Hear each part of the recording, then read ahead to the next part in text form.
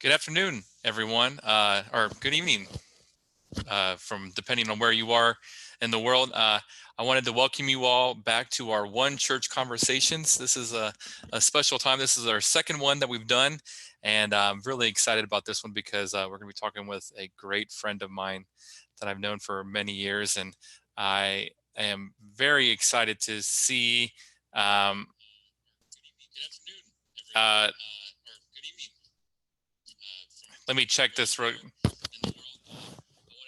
you all back to our One Church Conversations. This is sorry about that. I had to check to fix the audio on this. I had a couple of videos up, and you're going to probably hear a couple of me talking, but just wanted to make sure the audio is working, and it is. I wanted to welcome you to our video with this great friend of mine. Her name is Miss Rachael Hurt. We're not going to waste any time. I'm going to bring her on to our conversation so she can share some more about who she is and what she's been doing in Portugal. Let me get her on. Hey, Rachael. Hi. How are you doing? Good. How are you? I'm doing really well. This is so weird. Uh, can you hear me okay? Is I, this like mic working good? oh, it's working much better than mine, which is I'm this thing. using this super fancy one, so it better work. It's probably significantly more expensive than this thing that you can get at Walgreens. True. It's probably true. All right. So, Rachael, tell us where you are and who you are. Yes, I'll go in the opposite order. I'll say All who I right. am first. Yeah. I thought you would just leave it a mystery. My name is Rachael, and I am from originally Kentucky, but now I live in the north of Portugal. I live in just outside of a city called Porto. I live in Vila Nova da Gaia, and it's like a suburb of Porto, which is the second. Porto is the second largest city in Portugal. That's where Okay. I am. All right. I like to start whenever I do these with youth. Describe your week using like one word. That's not, This particular week, yes, that's not without using saying good or bad. What's one okay. word you would use to describe your week? Um, Screen time. Man, Yeah. that is very true and honest, and Yeah. that's probably what I would Yes. say. All right, Well, so yeah. Go ahead, sorry. um, uh, I don't know much about Portugal besides that they speak Portuguese there, They and do. It's true. yep, I would get that right on Point Jeopardy. point for Tom. So I want you to describe if you were to name your favorite thing about Portugal. Like, let's say you were leaving and you were never Okay. coming back. Okay. What would be the one thing that you would miss the most? Okay. Uh, Well, the obvious answer is the people and my friends and stuff, but I'm gonna right, put that aside. right. So I think probably it would be the food. All Portuguese right. food is really good. What is Really. it close to what we would know? Yeah, when I tell you what it is, you're gonna be like, that doesn't sound different or weird or like whatever. But they eat a lot of meat here, but they cook it really, really well, All right. and they eat a lot of fish. And so, but like we're a coastal country, so all the fish is really fresh and good. So it's just done well. All So right. yeah. So what would be your favorite Portuguese food? Yeah, I have 2. My favorite is this chicken that's, like, grilled, but it's grilled with this, like, kind of pepper sauce on the top that's called piri piri. It's like a hot pepper, but it's not, like, super spicy. I don't dig spicy stuff, but it's Yeah. really good, and then they eat a lot of codfish here, and there's a specific, like, codfish dish that's, like, fish with onions and peppers and, like but the fish is kind of, like, deep fried, but then it's got like all these like caramelized vegetables on top and it's served with potatoes. It's good. It's really good. I've gained a lot of weight since I moved here. So yeah.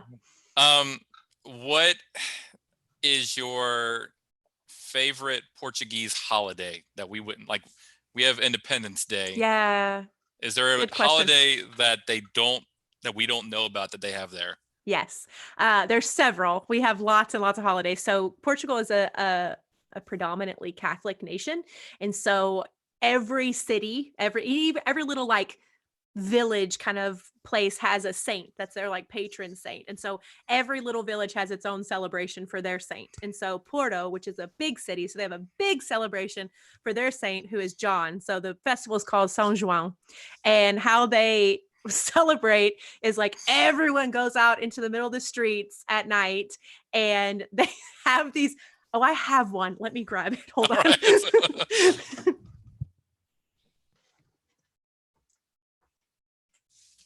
Oh shoot, where is it? I can't find it. Never mind. Okay, All right. Never mind. No, you're fine. So they have these plastic hammers that like are kind of like squeakers on each end. Okay, so And like a toy hammer. Yeah, it's a toy hammer. And they go and they hit everyone in the head with the hammer. Like as you walk around the street, like you hit each other. It's like squeak, squeak, squeak, squeak, squeak, squeak. And it hits you. And then other people have these big long stalks of garlic. And so garlic is like grows in this really long stalk, and the top of it has this big puffy, kind of looks like a dandelion flower. Yeah. And so the stalk is super long. So what they try to do is like be really far away from you, like 2 or 3 people behind you, and like get the thing right in front of your nose or like hit you in the face with it. And then you don't know where it came from. So that's how they celebrate and eat a lot of food. That sounds like a youth group game. I know, right? It was really interesting the first time when people are just randomly hitting me in the head with these hammers, and I'm like, stop. But then I got into it and it was okay. All right. So, what is the one food from the States that you miss? Chick-fil-A. Chick-fil-A? They don't have Chick-fil-A. No, they don't. We have some fast food restaurants, but all like the like McDonald's, Burger King. We have KFC, which should make me feel good because I'm from Kentucky, but it's not my favorite. No, Right. actually, I think I miss ethnic foods. We have mostly like here, it's mostly just either Portuguese, like typical Portuguese food, or fast food pizza, that kind of thing. So there's not a lot of like Indian or Chinese or Oh, Mexican, that kind of stuff. So I miss yeah. that. All right. So transitioning to what you've been doing, you've been there for, is it almost 5 years or is it? Yeah, it'll be 5 years in October or September. All right. So during that time, you've been working, trying to plant a church. You've been, now you're leading a choir. You've been teaching. You've been doing kind of these English nights. Mm-hmm. So let's start with the church plant. Sure. Where are you guys, and what have you been doing Mm-hmm. with this? Like, because that was one of your first things that you wanted to do, was plant a church. Mm-hmm. Well, right now we're all at home, just like everybody else. So, so that's what we're doing. It's a house church. Exactly. We started out as a house church. We went back, Yeah. So the organization that I'm with sent us here to plant a church. That was our goal, and they gave us lots of freedom to do that in whichever way we felt like was effective here, and that fit within our giftings and skill sets as a team. So right now, as far as our church goes, we're a little baby church. We've been kind of doors open to the public for 1.5 years or so. We started meeting in homes, and just with like people that we would meet on the streets, whatever, because we don't like, our goal is to plant a church of converts, not like taking people from other churches to join our church. So so it's been a slow process, but right now we have about, I'd say probably 10 or 12 people who are pretty committed, and then we have some other people who come in and out to our services. And now, if we weren't in quarantine, we met in a hotel conference room. There's another church, a Calvary Chapel church, that meets there in the mornings, and they are allowing us to use the space in the evenings for our church, which is awesome. Wow. So we're partnering with them. And so we meet there on Sunday evenings, or Sunday afternoons. We meet at 4:00 our time. And yeah, so that's where we are with our process. And just for people, it's 10 o'clock your Yeah, time. I know it looks sunny, but this is totally just a background from Zoom because, Right. yeah, because my So house is messy.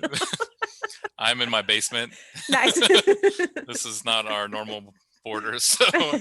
Um, so with your church plant, with it being mostly like how you were saying, like you're doing mostly trying to like not really have that what they call like the horizontal. Yeah. You're doing more of like this is mostly converts. How does I would imagine most of your teaching is evangelistic Yeah. and very like Mhm. gospel and trying to get but like what would you say is the biggest how you incorporate worship like Yeah. music is there any difference in how you guys go about that for someone that's maybe not Mhm. grown up in church in that area? Yeah. Yeah, I'll give you the answer of what we're doing. I don't know if it's the right thing, but this is what we're trying. Everything is new to us, and so we're just kind of trying and failing and succeeding where we can hopefully succeed.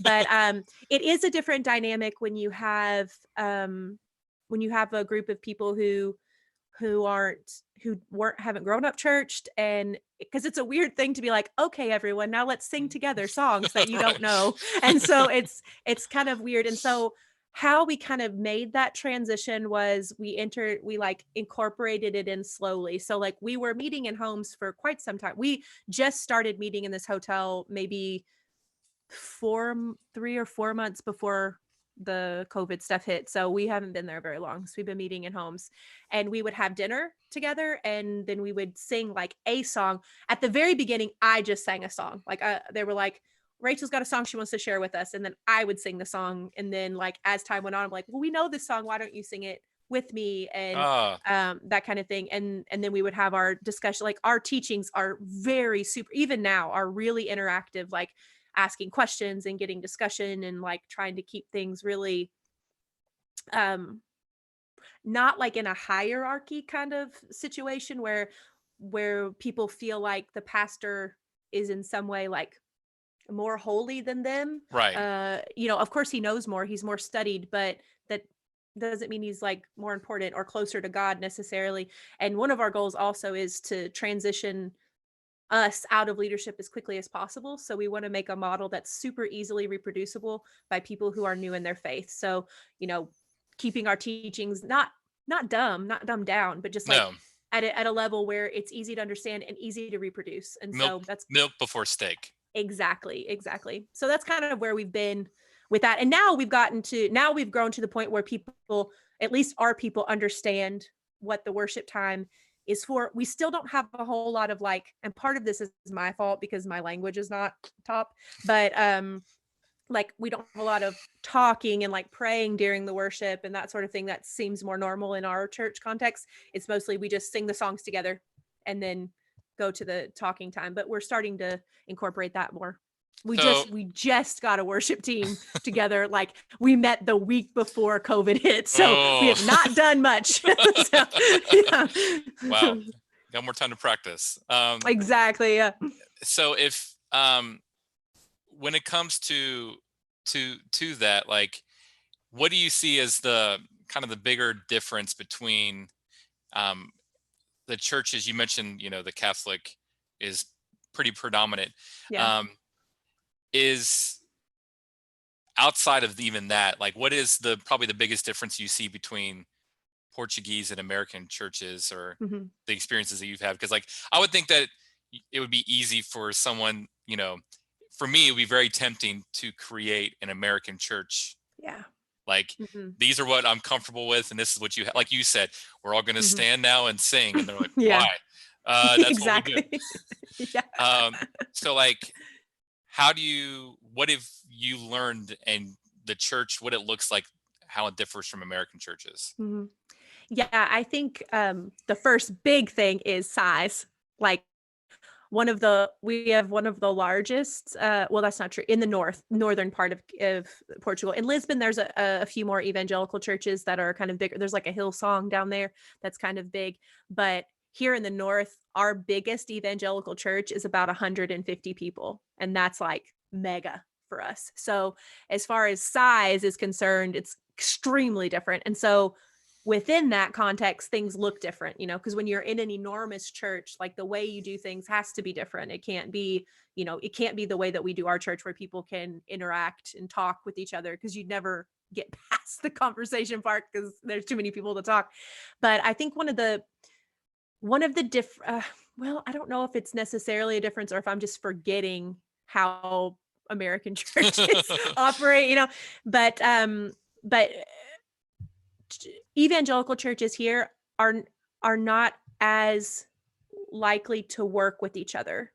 Okay, so like not As like having an association or Yeah, yeah. okay, So even within their own denominations, they do a little bit within their own denominations, but like it's it's starting to change. There's been some like networking things that have been happening. There's a thing called like the Evangelical Alliance that's growing and where churches start to work together. But that was something that was really shocking to me, was like churches, like the leaders would be friends, but their churches would never do anything together. Like okay, they wouldn't work together. So that's a difference that I think, at least in my context in Nashville, where right, I lived for so long, churches seem to work together more frequently than I see here. And then there's a real strict hierarchy within churches, and I think that comes from the Catholic Church background and leaning, yeah, and also just cultural in Portugal. Like there's this kind of thing that like you're submissive to your leaders, and your boss is your boss and not your friend, and like that kind of thing, which is very different from American mentality. So within the church, for example, I've run into things where I've made big problems with my friends in their churches because I have asked them to do something with me without consulting their pastor. ah, And so like I should talk to their pastor first and ask if I can ask almost them to help me with something. And wow, so yeah, like a that's permission and very stuff. different. Yeah, Yeah. Yeah. Not right or wrong, just very different. And so right, that's something I'm trying to think. As far as like services go, the more established churches are pretty similar. They sing some songs, they have a teaching, some prayer times. There's usually food involved at some point. People drink coffee here like 17 times a day, so there's always coffee somewhere. So, but other than that, it's pretty is similar. there music similar to what we would think of like Hillsong style praise and worship or Yeah, um unfortunately, it's mostly just translated Hillsong oh songs. Like so mostly, but there's an artist here, his name's Ed Marks, and he's also in a very, very famous band in Portugal, and he's a Christian man, and he writes some music, and there's a few churches that write their own stuff, and so that kind of music circulates around. But for the most part, it's either Hillsong things that are translated, or there's also a lot of really great Brazilian Christian music, like worship songs. So there's a lot of yeah, Brazilian artists and stuff that we sing here. and there's always that awkward like trying to translate a song Yeah. doesn't work out that well. Like it's the Yeah. wording, the conjugating of the yeah. Yeah. So People do a good job, but oftentimes doesn't say the same thing. right. Yeah. So your history, you've led Bible study in different ways. Like, I've worked with you in college. We've taught on college campuses and worked with youth camps. And Hmm. I know that you did ministry at a women's prison when you were in Tennessee. Yeah.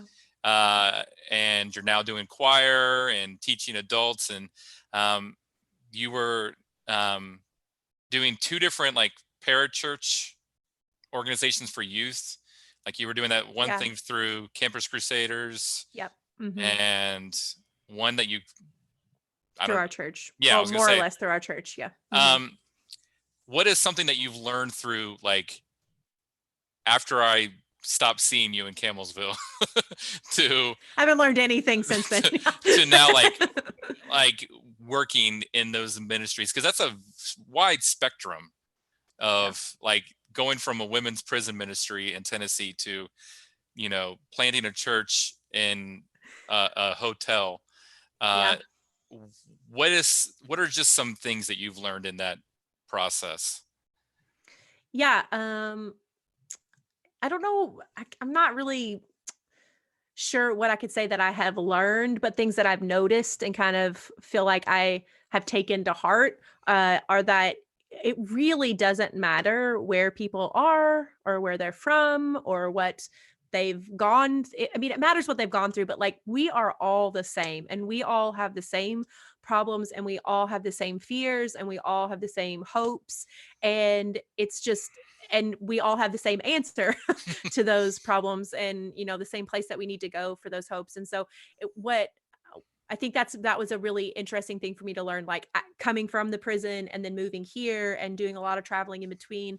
Like, you know, everywhere I've gone in the world, everyone wants to be loved. Everyone wants to be cared for. Everyone wants to know that they have a future ahead of them, and they want to know that they can be forgiven. And I think that is, now how you can communicate that to each different group is a different story. But I've learned and taken to heart that we're all in the same boat. So there's no reason to, oh, what if, oh, I have to, because like, especially moving here, getting scared, especially learning Portuguese and stuff. It's like, oh, I don't know what to do. And I don't know what people are like. And the cultures are so different. Yeah, they're different, but people are the same. So like, don't be scared of the different opportunities and things that God puts in front of you, because everybody's the same. Like, just you talk to them as a person.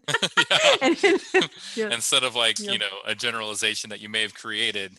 Exactly. Because you think of like women's prison, you think, you know, bad decisions. You think Yeah.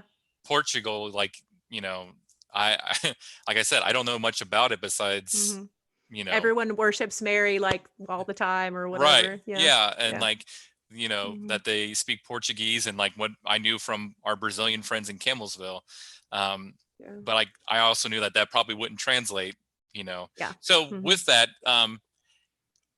for those, we both went to Camelsville University, and there was this group of Brazilians that were there. Like, we kind of had a sister school, I guess. And so how much have you been able to take anything that you learned from our Brazilian friends to Portugal? And have you been able to take anything from Portugal back to your Brazilian friends of like, hey, I could talk to you, obviously, significantly better?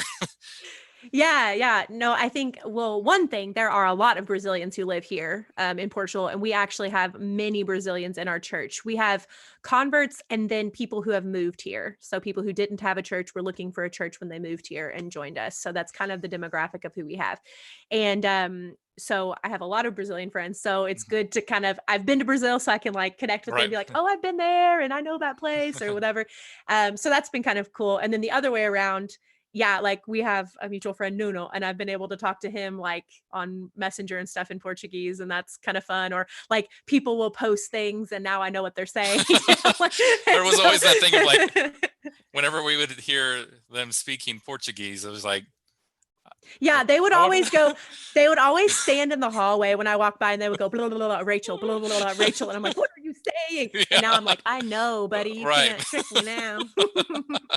So, obviously music was a big part of your journey, and it's been able to be kind of a way to connect with people. I know you led worship in the prison, obviously in Camelsville, the stuff that you've done. You've written songs, you've been able to play and lead a choir now, which, you know, I think about like when you were on the Sun teams and you were in the choir for that. And just some of the things that you've done. I'm going to have some musical questions for you. All right. Fire away. Some of these have to do with worship. Some of them have to do with just music in general. Okay. And you can pull back from the 80s, 90s, the 2000s. Who were your like greatest worship leader, worship writer influences? Yeah. I have loved for a long time Shane and Shane. Okay, I love yeah. their music. I love their lyrics. I love their harmonies. I love just everything about them, basically, especially from their early years. Really love their early years stuff. I have, I'm trying to think of just worship artists. I also really have like Leland. Do you know Leland? I really enjoy their music, and I think their lyrics are really like interesting. I get super bored with like lyrics that are just kind of, but however, well, let me come back to that. Right. I enjoy a lyric that is like says something in a different way. I enjoy that. Yeah. But now that I am in the Black gospel kind of world, there's a lot of repetition in the things that we sing. And my pastor in Nashville, he's an African American guy, and he said one time, because we were discussing like, we should only sing hymns because they have real deep theological meaning, and like it says something. We sing this other song, you repeat, I love him 7,000 times, and whatever.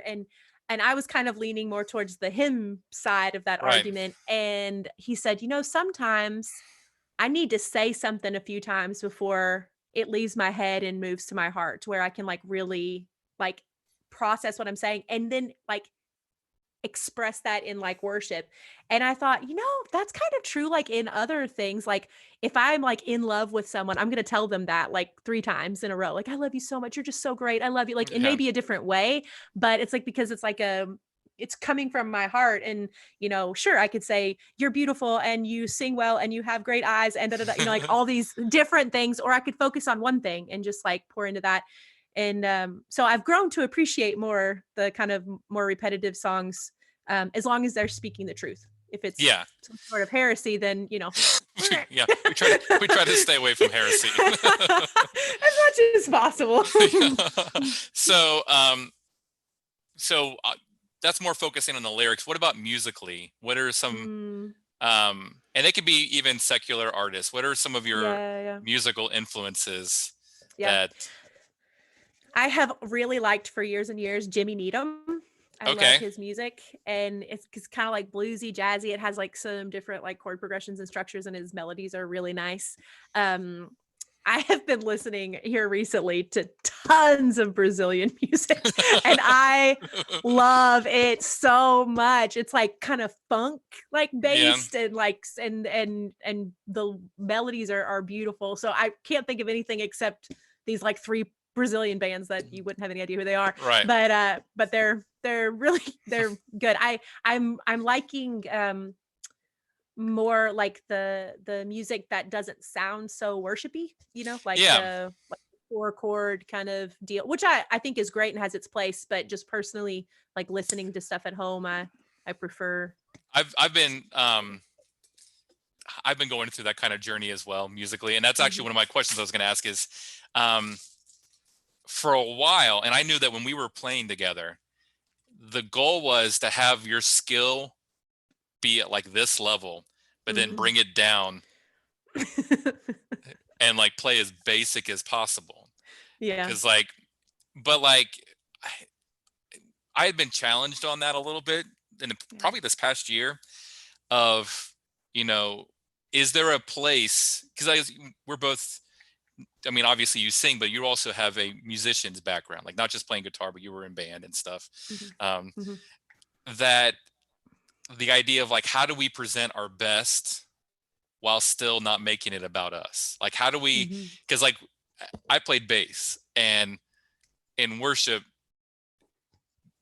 playing my best was not usually in a worship setting because it was Yeah. very, very, very like the Yeah. more I played, the worse it was. Because like, Mhm. because it seemed like, Yeah. and like we would have drummers that would have that same idea of like, Yeah. I want to do a fill, I want to play something, but if I do, I don't want to make it about me. But at the same time, Yeah. I want to play my very best because that to me is my way of worship. Yeah. How um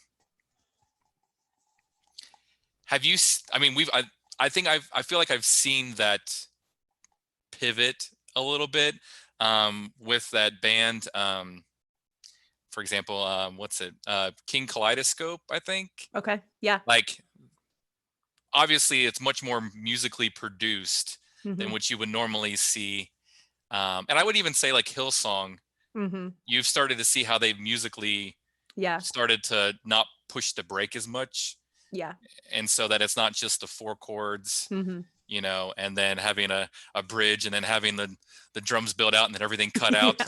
the Yeah. same structure that we would see all the time. Because like it at some points it either felt repetitive, and sometimes it at worst it felt like it was formulaic, like almost like you were Yeah. manipulating. But like, so how do you feel about like, how do you, in your opinion, how do you do your best Mhm. without coming across as making it about me? Like, Yeah. how do you balance that humility and giving, this is my best gift to God? Yeah. Yeah. Yeah, I don't know if it matters so much about how you're coming across, because I think people will think what they think, you know? I Right. think people come into situations with their preconceived ideas, but I think as far as from your own perspective, I think um yeah, I was really in that camp too of like, don't sing any like licks and don't like, ad lib or anything like Yeah. that. And since moving here actually, because like there aren't a ton of like it's a small country, so there's not a ton of great musicians, especially in the Christian world, so it's kind of a smaller thing. But man, when they play, they try to play. I mean, they Right. like they do their best and they play, they'll church that I went to that first year I was here, like the director was awesome, and he would change like the chord structures and put in like all these crazy like kind of jazzy things, and I was like, man, this is great. And I never thought when he was doing that, oh, he's doing this for us to know that he's good. Like I never that never crossed my mind, because like one, I knew him as a person, and then like his posture during worship was never, it was never like look at me, Yeah. and I think there's a way that um like for me personally, um like I want to do my best, but I also want, like, I want the people who are listening to not, like, it is a kind of a thin line, because I don't want people to be distracted by the basicness, but I Yeah. also don't want people to be distracted by, I'm not going to do, Whitney Houston, Beyonce runs at church, Right. but like there are some times when I'm singing and I feel this prompt to do something different than I normally do. And I feel sometimes like if I if I don't do that just because I don't want to look like something, is that Yeah. not kind of being prideful as well? Like I'm going to make the decision here on, and most of the times when I kind of let go and kind of am more free in that area, and I hate the word, but kind of perform the song instead of just singing the song, Yeah. people respond more, like they have a better worship experience, like they can connect with the Lord more in some ways. I do think there is a limit. Like I don't think throwing guitars in the middle of worship, or Yeah. whatever, sliding on your knees across the stage kind of thing is helpful. But I Yeah. I think It's it's a heart posture kind of thing. and it's obviously where you are as well. Like if you went to Yeah. a church where Oh that my was gosh, yes, like absolutely. like but I mean, I always think about like when you see churches across the world and you see some of them just dancing while they Yeah. sing, which is Mhm. not common to maybe Right. a kind of a country church where you would Mhm. normally be at, where it's more probably solemn and like introspective. But like I felt that way. I was very self-conscious of like, Mhm. do I don't want to be distracting, but like in the process of not trying to be distracting, probably was distracting because it was like, Mhm. you At know, least to yourself, and yeah, that's not helpful yeah, either. because at some point I was like, I'm not worshiping Yeah. anymore. I am manufacturing what I think worship should look like. Right. And Or what I think these people want from me instead of yeah, what I think God wants to give them. and And it's it different. was it's a bigger ego thing because in my mind I'm also thinking like I need to do this for them. Like I need to, Yeah. Mhm. because if I mess up, then they're not going to be able to worship, which Mhm. is very, obviously I could be distracting, but like that's very egocentric for me to think, that I can, you know, perform in a way or play in a way that will make it so that like they're incapable of worshiping unless I play the Yeah. right notes, but Well, and if you think about it from the other direction, like there are very poor musicians who play in churches every Sunday who are extremely distracting to a certain right. type of person, Oh yeah. but people still worship to that. So it's like, I mean, I'm not saying to do something on purpose to be distracting, but I think there's like a freedom in listening to the Holy Spirit and those sorts of things. And I think there is a little bit of an obligation for us to do our best, in the context in which in like Yeah. my context right now with my church would not work right now for me to Mariah Carey sing everything at church, because we're still just getting the hang of what worship is. Right. So we're just, baby steps. But if within a context that would be helpful, then I think I mean, gosh, go for it, I think that Um, it's interesting and weird that this is the only thing that we really do this to. Like, I don't yeah. really see anything Yeah. else in the church where it's like, Don't be as good as you really are. yeah, Yeah. like I know you could play these like different interesting chord things because like that's my mind is like I do like those chord progressions and Yeah. having those pivot chords and things like that. And so like Yeah. honestly, recently I have been looking at like kind of the black gospel style of And that's the other their thing. Yeah. their transition chords, and like they don't do that. Like they actually play to their best because it just seems Black gospel. Sorry, go ahead. I feel like I look at them like how do they do that? Like like Yeah, Black they gospel musicians are some of the best musicians in the oh world. I yeah mean, they really are. And because they do everything on the fly and everything's like just improvised, and they are the top of their they're the top of their field. And and you see that in like in pop music, like you see gospel influences because those are the musicians. That's where they got their background, and yeah they're good and they're not afraid to be good. And you know, I think that's maybe we should look yeah. at that a little bit. Well, I don't know. I've been coming at it through like a music theory way because like I love jazz and music theory and that, and like I feel dumb not even looking over there because it was like Yeah. the stuff that they're doing, the chord changes, the the the choices they make in voicings, even it's Yeah. like, and it's Beautiful. all natural. Like it's just Mhm. like we're just gonna do this. I'm like, you guys have no like I don't know if you guys even realize how complex you did that. You guys do it because it sounds neat, you know, Yeah. like and like it would take me like 2 years to be able to play what you guys thought of in like 10 seconds. Yeah. So going to with your choir, tell Mhm. us like what your choir is, the history of it, what you're doing with that. Yeah. Yeah. I am absolutely so stoked about this. It's the weirdest thing I would have never thought that I would do in my entire life, but I am loving it so much. So I direct a Black gospel choir that is completely comprised of Portuguese people. So it's extraordinarily different. But the organization that I am with has some people in Poland, and I'll give the super short version of the story. There's a woman there who started a gospel choir because she heard some gospel music when she was younger, liked it, not a believer, an atheist at the time, just wanted to do this. Long story short, she ends up coming to the Lord through her own choir that she started, and turned it into a ministry where they did these workshops where they would invite Christian like choir directors from other countries to come in and lead these 3-day workshops where the people would come and participate, learn a few gospel songs, hear the gospel, hear testimonies of people who come to the Lord, and then do a concert. And so I went to visit because my friend was working there at the time, and I fell in love with the idea. I thought, this is insane, because every single song that they sing is the gospel. Then the guy is telling them the gospel and their stories. They're getting to connect with each other, with believers from the choir. I mean, it's just like, and they had at that workshop, I think 300 people participate in that choir. And I was just like, my brain just couldn't handle it. And Portugal and Poland are similar in histories a little bit, and like the Catholic influence. I thought, well, if it worked there, maybe we could try something like that here.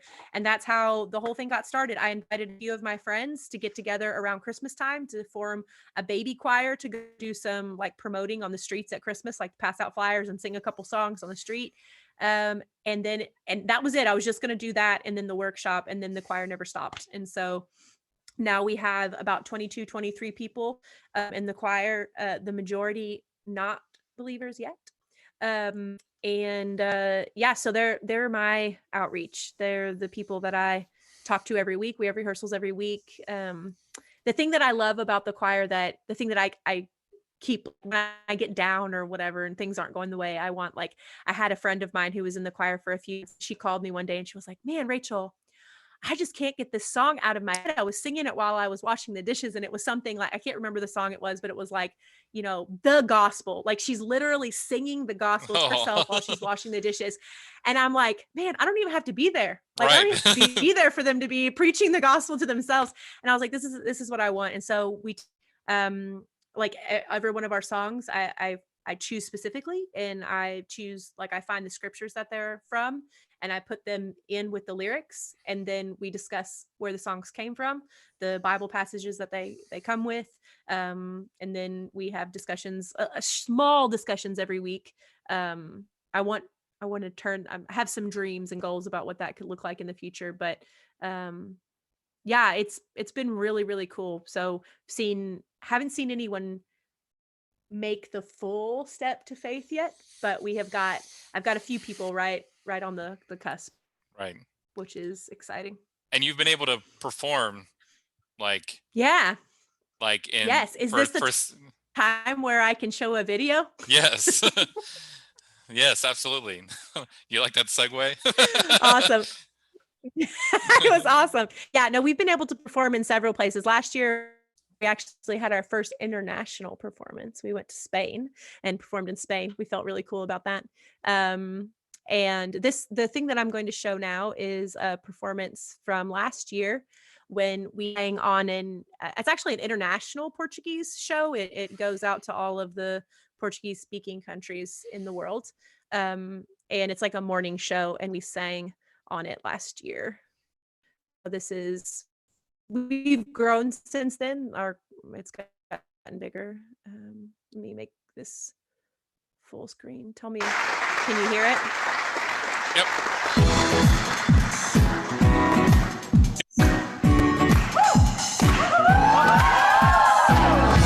So this is "You Are Good" by Israel Houghton, but in Portuguese.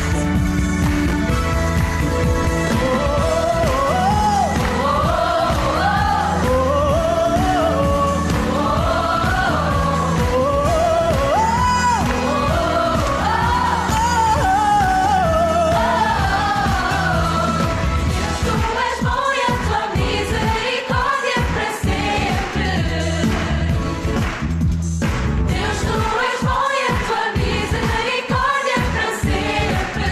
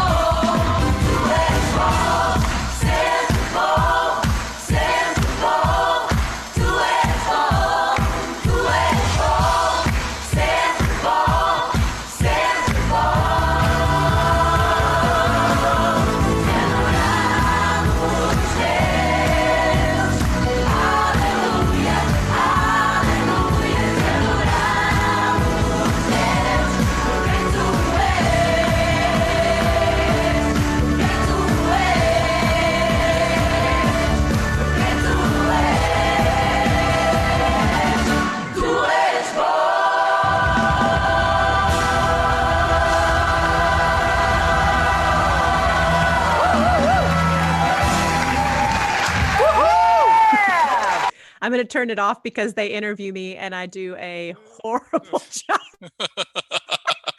And my choir still makes fun of me to this day for that video. Nice. So I will not So share that on here. that sounded like 40 people singing.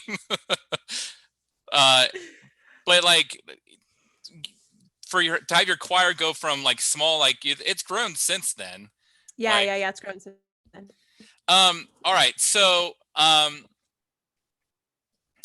going to more of the missionary aspect of this of your journey. You've already mentioned a little bit the organization. How can we support you and missionaries like you and what you were doing? Because like from what Southern Baptist, we have, Lottie Moon, we have Annie Armstrong, we Yeah. have our associational, but like there are also other organizations that you can actually just give directly to. So what's your organization and how can we support you in what you're doing? Yeah. The organization I work with is called Avant Ministries. They were formerly Gospel Missionary Union. They changed their name about 10 years ago. But they have missionaries all over the world. Mostly focused on church planting, but they have other projects as well. If someone wanted to donate financially, that is obviously a helpful thing. Especially right now, because I know a lot of people don't have money to give, but also some people who have been giving are not able to now. So some of the support that we are receiving is getting like we're losing it because people are not making money, which I totally understand. But Right. if someone had the resources, they can go to our website and go to Avant's website, Avant, I think it's ministries.org. And you can go to the give page. And then if you wanted to give to me directly, you could put my name, Rachael Hurt, or you can put Portugal, just the field. We're the only team here, so it'll come to us. And yeah. But I think right now, for me personally, the biggest way you can help is just praying, like for God to bring us the right people, for God to give us good creative ideas, for us to be diligent, for us to be patient, like just praying that God would work, because we can do a million different things and nothing ever happen. Like if God doesn't come in and move and like open hearts and change things, then it's a waste of time. So like we just need to pray and have people praying for us. And for me specifically, just just that the Lord would move through me and would give me better ideas than I come up with myself. It seems like you have a lot of yeah. a lot of plates that you're spinning. How would you describe? Because I think for a lot of people, there's like maybe they know about missionaries, but like the difference between like a short term and long term missionary. What your experience? What would you how would you define those? Yeah. I think I've done tons of short-term trips, so I'm very, very familiar with short-term trips. And for me, the majority of the short-term opportunities that I had were like coming in for a specific project that was like working within a specific time frame. So like the missionaries who lived there, who were on the ground, were going to do a VBS and they needed people to facilitate that, or they were building a building and they needed people to do that, or whatever. Like there was a need that they needed filled by bodies of people. And that's a short-term missionary's job normally. What's different about like a long-term missionary or a career missionary is uh, a lot of our work is like beforehand. It's like because you can come in as a short-term worker and not know anything about the culture, not know the language, not know how anything works, because you're listening to the person who's there telling you what to do. And if you're a good short-term missionary, you listen to them and you do it. Yeah. But then the people who, especially foreign missionaries, like you have to spend a lot of time learning the culture, learning like the taboos, like things that you can't do, learning how to not be an American, but to be your own person, but like not like transfer your Yeah. upbringing to them and make that some sort of gospel centric thing. It doesn't have anything Yeah. to do with the gospel. And then it's a lot of relationship building that it like takes longer, So like I watched the video that you did with Kenny yesterday, and there's a lot of times where you can do those especially with short-term teams, you can do a lot of those, like talking to people on the street and passing out Mhm. flyers and like having those real quick conversations with people, which you can still have as a career missionary, but it's a much like it's a longer term kind of thing. It's more of those like, you build friendships and you walk with people through their life and you create context and conversations in which you can share your faith and walk with them and live with them. One of the things that was really interesting to me is I had met people who had never met an evangelical believer before. And so like they will watch my life to see how I'm different, and so Yeah. and that's like that is a big difference. And then especially for my team, because we're not pioneer missionaries in that we're the first missionaries to Portugal. That's not it, but we're pioneers for our organization. So we're kind of like treading the ground to see like what works for us. Yeah. So like a lot of stuff for my personal missionary experience right now is like, well, we had this idea. Let's try that. That failed miserably. Okay, we'll try something else. So it's like just, try and fail, try and fail, try and fail. But yeah, it's a lot more um Investment. yeah, and also a lot more like unseen Oh, than okay. a short-term missionary Because I would imagine most experience. people's experience is short term. Like, Yeah. I went through Camelsville. I went to Honduras, Yeah. and the different mission trips that churches sometimes provide. Yeah. Sometimes even the packages, or like something like even like MFuge. Yeah. So like, I was a counselor at MFuge. So Mhm. like, even though I I still consider myself short term, even though I was there for a summer, because we were working with people that are like, you're going to be gone Yeah. after a month. I'm going to be Exactly. staying here building this relationship. Yeah. So, um, how does the team work? Like, how do you guys decide how to do, like, you guys are working, it's not just you, but like, you're obviously doing stuff with the choir, you're doing stuff like, how do you guys decide things? How do you guys decide ministry? Mhm. Do you guys do stuff on your own and come back together? How do you Yeah. collaborate? Mhm. Yeah, it's been trial and error also in that kind of regard as well. So our team started out much bigger than it is now, and we have dwindled down to 3 people. So we have another American couple and myself. We are the team, 3 of us. So it's not as difficult to make decisions because there's not very many of us to give an opinion.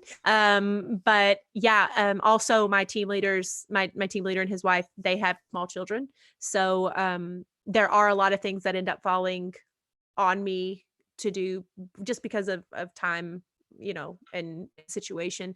But yeah, we've kind of split some things up. I kind of run with the choir by myself.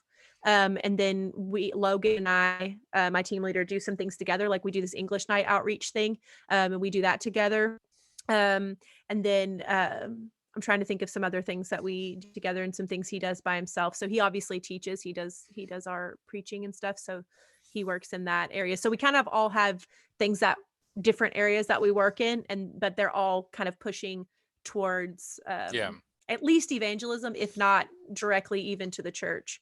So that's kind of how we make decisions. I don't really know. Honestly, we're like, hey, what do you think about this? Yeah, sure. It sounds great. Let's try it. All right, Yeah. cool. Or no, I think that's a bad idea. And then I'm like, but I think it's a good idea. Well, okay, let's do it. Just kidding. Yeah. So a lot of freedom. Yeah, yeah.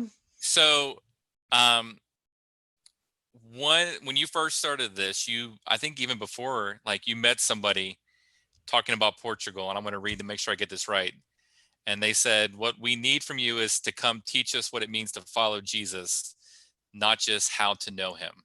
Mm, Uh, forgotten about that. I know who that's from. That's awesome. Yeah. so has that like shaped what you've done? Because like, it sounds like from what he's describing is discipleship. Like, it's Yeah. this, not just this head knowledge of like these facts about Jesus, so like Yeah. the Yeah. Bible trivia, but like Mhm. what it actually means, like the lifestyle you choose. So like, Yeah. um, has that shaped your mission ministry in any way? It should have, but it hasn't because I'd forgotten about that quote. But no, but I think it's really true, and not even just discipleship, but like because so it's a Catholic nation, but like I've literally talked to people who've told me they were Catholic but don't believe in God. I have a guy in my choir who says he's Catholic, uber Catholic, super Catholic, and he doesn't believe in heaven or hell. And And so, I mean, it just, to be Catholic is just a very cultural, just A I'm status. yeah, Yeah. I'm Portuguese, so I'm Catholic. That's just, Yeah. it's like how it used to be with America. I'm American, so I'm a Christian. And Right. that's kind of the thing. But what I'm seeing is that, especially in the younger, but not only, but especially in the younger generation, people are most people have some sort of belief in a spiritual life, in some sort of deity or energy or life force or whatever you want to call it. So I think, like, even when we just use the word God, people are usually on board. Like, we need to love God and God loves us, and, like, we need to try to do what God wants us to do. Like, for instance, in my English night on Tuesday, there's a girl who's a spiritualist, and if you didn't know that, you would think she was a for sure strong Christian, like the way she Right. talks, like, I follow God and he leads my life and da, da, da. But when you dig into it, it's not the God of the Bible. It's this kind of ethereal Right. being of hope and light or whatever. And so I think what people are missing, but you can't have a relationship with hope and light, and Right. that's the thing that people are missing, is like, you know we can know who God is and not know him. And I think that's one of the things that I've kind of done unknowingly, is I talk a lot about my relationship with God. I talk a lot about, like, with him, and especially in situations, it doesn't happen often, but especially in situations where I hear from God very clearly, I talk about that. And I'm like, this happened, and like, I heard from God. And, like, there's this, I've had lots of people ask me, not lots, I've had a few of my friends ask me, like, well, how do you know you heard from God? Like, how do you know it was from God? And I'm like, well, let me tell you. Yeah. And so it's not a thing that's common. And then on top of that, um like, what it means to follow Jesus, that it's not a set of rules that makes you holy or good enough for God, but that it's like, it's a response to the love that you have for him, and wanting to Grace. please someone that loves you, that you love. And it's not this whole, like, strict Yeah. obedience kind of. Earning it. Exactly. Yeah. Um, so looking at just doing some of the kind of research, uh, is today that appearance of Mary Is it? thing? It is. I didn't even think it is the 13th of May. Yeah, it is. Well, it's like this. Wait, no, there's two of them. I think this is Right. the lesser of the two. This is like Okay. her second The appearance or second whatever. appearance. Okay. I Yeah. thought so. I know that you did it like on the 100th anniversary. You guys actually went out. Yeah. How do you go out when it's this like and not become combative of like, all right, I know you think, Mhm. you know, this spiritualistic thing. Like, Yeah. Mhm. do you going at it with grace, but still with that truth of like, Yeah. yes, God loves you, but like the God that you're talking about is Yeah. not doesn't exist, or like, Yeah. this huge celebration of Mhm. Mary appearing like two or three times from what I Yeah. Yeah, was yeah. looking at.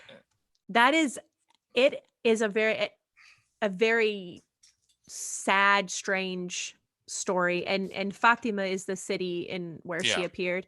And so there's a huge shrine to her there that's enormous. It's like 2 football fields long, and people show up there. Like, we went there on the 100th anniversary to work with, I think it was I think it was Operation Mobilization. They had some teams, and they had people that were like, so people walk from wherever they live to Fatima. It's like a thing that people do at least once in their life. If not, some people do it every year. But, like, they walk and they stay in these hostels along the way. But so some of the evangelical Christians have been setting up little things along the way to kind of talk to people as they go, give water, give foot massages, that sort of thing, trying to be the hands and feet of Jesus to these people. And so I wasn't on that team, but I was on the team that was in the city, going around and talking to people who were there to celebrate. Um, and you literally, like, it's such a strange experience, because they have, like, these booths outside of the temple area that they sell all these, like, candles and stuff. There's, like, and like, there's wax figurines of, like, different body parts and stuff. So, like, a hand and a face, or like a little kid, or a Oh, kidney, or eyeballs, or whatever. And then there's, like, when you walk inside the place, like, there's a wall that kind of goes all the way around, and it's just, there's one part of the wall that's just a big fire pit. And you go and you, like, pray to Mary or to a saint. I'm assuming it's Mary because that's her place. And then you throw in the wax thing, and then like supposedly that obligates Mary to consider your request and heal that particular organ or whatever.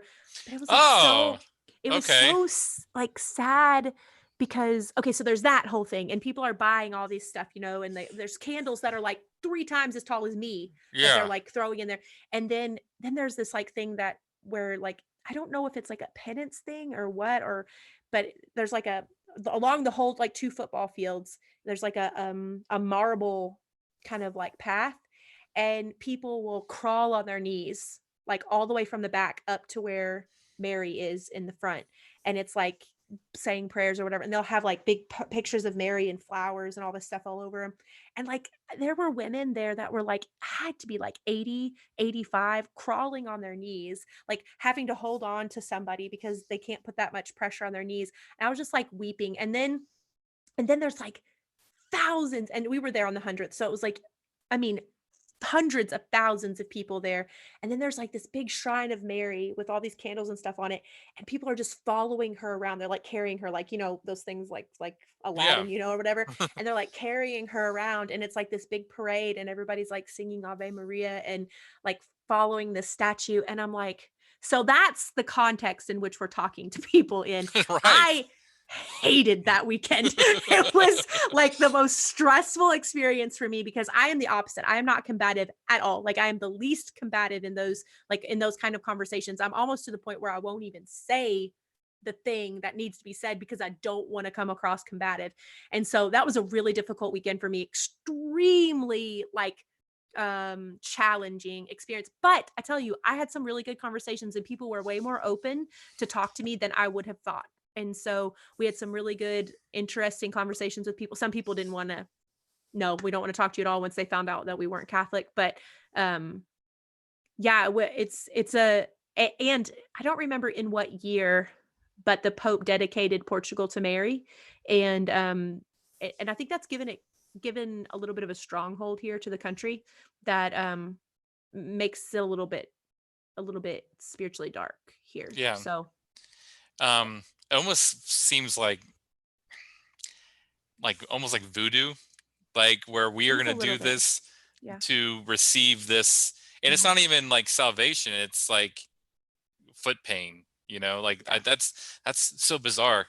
Mhm. Cause like not being in that, like that, I mean, like obviously you can probably make some things of that we do in America that are Yeah. similar in context, but like maybe not as extravagant Mhm. in the Yeah. visuals. All right, I think just two more questions for you. So I got lost in that story about Fatima. No, because I was really interested in like hearing about that because I was like, I the more I looked on it about this, about the kids that Mhm. I was just Yeah. like, this There's a is lot of interesting, and there's even Catholics who don't believe that it happened. They believe it was a thing, a hoax by the government. There are obviously some that very much do oh believe yeah. in it, but there are some that don't and think it was a big thing. So going back to the very beginning, and I wanted like imagining our for our county, the last day of school was yesterday. They actually cut Okay. school like almost a month early Whoa. uh, because of the virus. They were supposed to get out near the beginning of June, and they were just like, May 12th, you're done. So no graduations, Oh, uh, sad. like no proms and things like that. Um, Mhm. but I was looking at something that you put in one of your, I was going through some of the stuff that you wrote, and I was looking at, so one of the inspirations to this, and like I have never even heard of this show, was What are you talking about? I'm like so confused. Okay, sorry. so like I've been looking at like like you would send you send the like people can be part of your mailing list where you Yes. give updates, Mhm. and one of your earlier ones that you sent out, you talked about this show called Born to Explore, and it's this PBS show about this guy that travels around in different places. His name is Richard Weiss, Okay. and there was this quote that you were quoting him on where you were talking about like kind of the leap of faith it took Okay. to be a part of this. And you said, this was his quote, that, well, we better put our sails up or we won't go anywhere, will we? Mm, yeah. Do you remember that quote? I do remember the quote. I Okay. don't remember the show or the guy, but I remember the quote. I was like, oh gosh, I'm not going to remember what he's talking about, but I do remember the quote. Yeah. So what would your advice, Mm-hmm. be to some high schooler Mm, that mission work seems so far yeah. out, like impossible, like there's no way, or they maybe just feel stuck, like maybe they're not called to Portugal, but like how Yeah. they do missions here, they're stuck either from the virus or from their school, maybe they feel stuck in their job if they're an adult. Mm-hmm. What would be, using that inspiration for you, Yeah. what could you tell them? Yeah. I think one of the things that I'm trying to do, so, so I think I'm trying to think of like right now within the situation we're in where we can't go anywhere and we can't be with people personally. I honestly think I have had more conversations with people since quarantine started than I did in a normal day-to-day basis. One, because most of my friends who are working from home or not working or whatever, or people that I don't usually get to talk to or laid off or whatever. So I think the advice that I would give is use the time you have to reach out to people you don't normally get the time to be with. So, and that could mean, I mean, that could, my suggestion personally would be this: pray, like sit down, pray, and ask God, like, who do you want me to reach out to? And maybe set a day, like every Tuesday until this thing is, or maybe every Tuesday for the rest of my life. I don't know. You can think about it, whatever. But every Tuesday till this thing is over, I'm gonna sit down in the morning and I'm gonna pray and ask God to give me some names, and I'm gonna call those people and I'm gonna check on them. And one of the things that I have learned since being here is it's almost, I've had a few people tell me no, but if you ask to pray for somebody, they almost never say no. Almost never say no. And so I call people and check on them to see how they're doing. And that means a lot to people. You don't realize, especially like even for me, like I'm alone. I've been alone in this house for 2.5 months almost. When somebody calls to just check on me, I'm like, oh, that's so nice. And somebody, like, and so other people feel that way. And then telling them that you love them, that God loves them, and that He wants to take care of them, and that they can bring their needs to Him, and you want to do that for them. Even people who don't want to have anything to do with God will rarely turn down someone praying for them. So my suggestion would be just pick a time, pick some people, and really go after them in a way that's not like attacking or whatever, just loving them, like praying for them. And that is what a missionary does. I have a different perspective on missions. Some people think that missions is only international or intercultural, and I totally disagree. I think that missions is reaching out to the people that God's put in front of you. And so I think that quote with the sails up, if you don't reach out, if you don't put the sails up, you're just not going to do anything, because you don't have any way for God to push you into those directions. So I would say get brave and pray, and then whoever God brings to you, whether you're scared or not, just call them. I had a girl like a couple months ago, right at the beginning of quarantine, that I felt like God was like, call her. She ended up being in a terrible situation, hadn't talked to anyone, was asking God to bring someone to her to talk to, and that was me. And it was not because I'm great, but because like God brought it to me and I listened and did it. So I mean, you never know what God can do in those scenarios. So yeah, Just, be a yeah. missionary through Zoom. Be a Zoom missionary. That's what I am right now. Yeah, just being available. Yeah, yeah. I'm still intrigued by the show because I I was like, I never heard of this show before, and I was looking it up and I was like, Maybe I made it up. Maybe it's not no, even. it does. It does exist. It was only on for like 2 years maybe on PBS, and it was just some guy Okay. that would travel, and it was called Born to Explore, and it seemed like a nice guy that would go to all these countries and explore them and talk to them, and he was on a boat, and that's where he said You that. know what? Now I do remember that. Was he like in Ireland? Like were they? Yeah. Yeah, they were like with the sheep on the mountain. Yes, I Yeah. do remember. Yeah. Okay. All right, second question, and then you don't have to sing if you don't want to. Well, Um, I can if you want. But. but all right, so you are from Shepherdsville, Kentucky, which is I am. a little bit outside of Louisville, right? Yes. Mhm. Um, you went to Bullitt Central High School.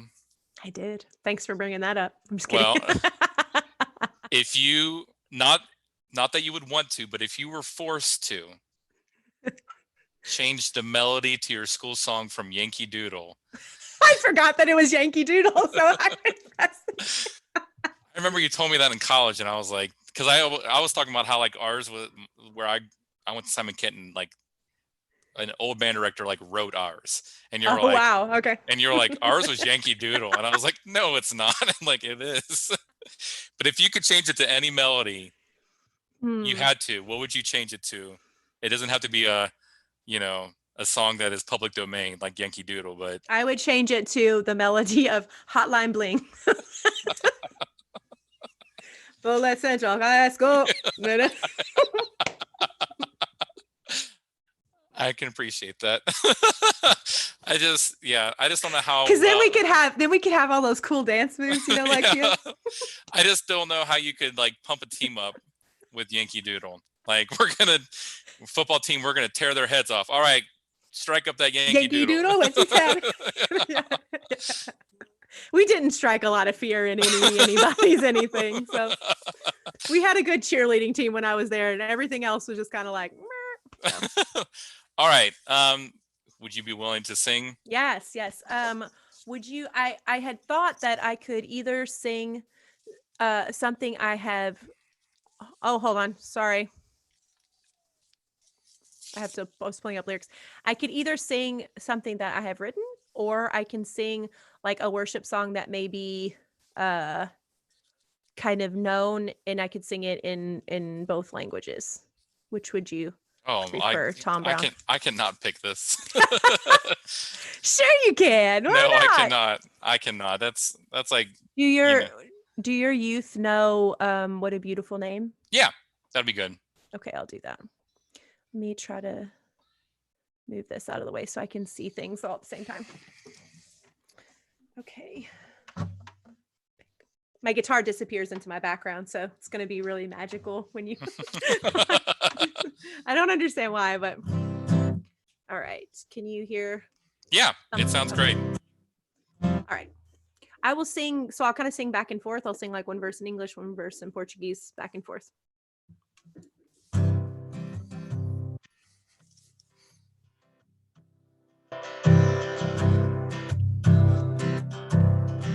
There's the English, okay. You were the word at the beginning, one with God, the Lord Most High, the hidden glory in creation, now revealed in you are Christ. What a beautiful name it is. What a beautiful name it is. The name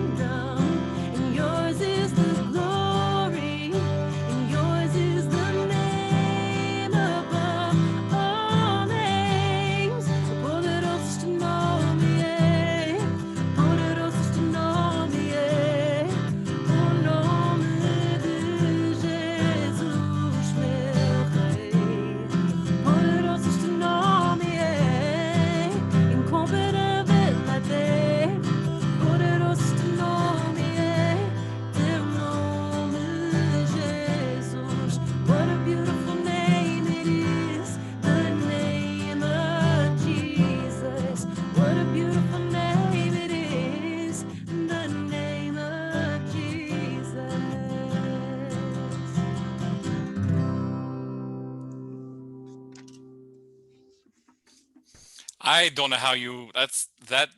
I thought you were gonna do like a verse and then do another verse in a different language. I didn't know you were gonna switch like every other line, which is the yeah like I didn't switch every other line, near but the yeah, end it sounded like it, like you were going I back and. did. Yeah. At the end, at the end. Yeah. All right. I wanted to thank you, Rachel. Mostly just being able to talk to you again, seeing your Yeah, face. It's been too long. I agree. Uh, so, do you have? I know that's probably not even in your. But like, do you have any plans at all of when you would might be coming back to the states? I actually do. I just made plans last week, actually. So good Oh, timing. Yeah. So I will be, Lord willing, obviously. I will be coming to the States mid-July through the very, very beginning of September. So okay. I'll be home for about 2 months. So Yeah. So visiting family and yeah, I've uh, got some stuff to do for like furlough work. I need to visit some churches and some supporters, and but I also get some time off, so I'll visit family and friends, and I'll go back down to Nashville and do some things for my church down there. So okay. yeah, so I'll be Um, around. all right. Awesome. Thank you so much. No, this was fun. Thanks for having me. I really appreciate it. Yeah. I don't All know if right. hopefully the Lord gave you something to take away, because normally, this girl doesn't give good advice. So yeah, it's good. I thought what you said was great. So, and I can always edit it Awesome. later. Perfect. That's always the best case scenario. All right. Cool. I'm going to close this out. And yeah. So Avant Ministries. Yeah. I'll make sure I put the link up of that and ways that we can support you through prayer and if we're able to financially. Yeah, and if somebody And wants to get my newsletters that I don't send very often, but I do send them sometimes, you can send them to my email, which is rachel.hurt@avmi.org. okay, and I'll have that on our website as well, so people can find that. So, Yeah. um, all right, and they can email you Yeah, yeah, yeah. through Mhm. that too. Like, so if you, Yes. Mhm. all They right, wanna talk to me. okay, awesome. Thank you so much. No, I'm so glad to have been here. Thanks for having me. I will see you Hey, tomorrow. actually, Tom, is this Yes. weird? But could I pray for like your church before Oh, we go? Is that absolutely. cool? Can I do that? Yeah. Awesome. Cool. God, thanks so much for this time and for technology and for just the ways that you have made it possible for us to communicate and to still share your gospel and to still be connected with people, even though we have to be in our homes more than normal. God, I thank you for long-term friendships, and thank you for the work that you have been doing in Northern Kentucky for years and years and years through Tom and through his church. And so, God, I just pray for this church community as the situation is not awesome with the coronavirus and things are not the way they normally are. God, I pray that you would give unity, that you would still bring unity to their church, that they would find creative ways to take care of and reach out to their members and to reach out to the community. God, you're so good and you're so faithful, and you have so many awesome things planned for this church and for the ministries that they have going, even in the time of corona. And God, I pray that as things are opening up in the States right now, that you keep people safe, that there wouldn't be any resurgences of like the virus making more people sick or whatever. God, I just pray that your hand would be over the US in this time of change. Yeah. And God, thanks so much for the opportunity to share about what you're doing here in Portugal. God, you're good, and you're not just the God of the US, you're not just the God of Portugal, but you're God of the whole world, of every tribe, every tongue, and every nation, God. So thank you for that, and thank you for being here with us tonight. Pray these things in your name. Amen. Amen. All right. So we will definitely be. Um, I'll see you tomorrow too. Yeah, Um, that's right. Need to plan a time, by the way. right. I got some notifications. I think well, some of our friends are already doing that. So, Perfect. all right. We're gonna close this out. So, just a reminder: we're gonna try to do this every week. This was Rachel. Question mark on who it is next week, because I'm uh, trying to see if it's okay for them to talk about their Mm, situation. Friends of Rachel as well, that we are trying to make sure that they are secure in what they can say about it. So, mm, um, uh, yeah. So that's gonna be next week. We are still not meeting as a church in person. We're gonna be still streaming online on Sunday. Hope you guys are being safe, and Again, thank you, Rachel. Yeah, thanks for having me. All right, I'm going to close this out. Bye. All right, bye.